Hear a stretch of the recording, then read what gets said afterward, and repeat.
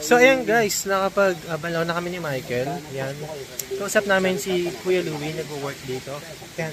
Kuya Louie, yan, pa-update lang. Anong oras po kayo nagbubukas dito sa Paglitaw? Paglitaw ano po?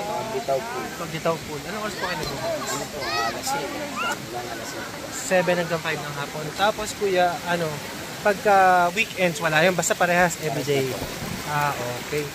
So yung hanapin niyo. Ano po, Sabado Linggo, marami yan. Kailangan doon alas 5, alas 4 mga po sa parking bilis.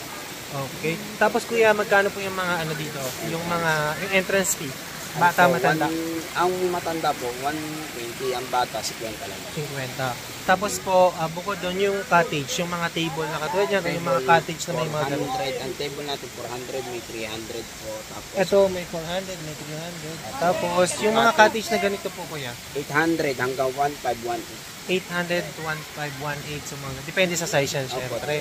So, ayun guys, ang update mula dito sa Paglitaw Pool. Yan. Hanapin niya si Kuya Louie. Kasi nangganda dito. Yung dali yung family dito. So, yan. Thank you, Kuya Louie. Yan, nangganda dito guys. Tapos, ang lamig ng tubig. So, yan na yung update natin.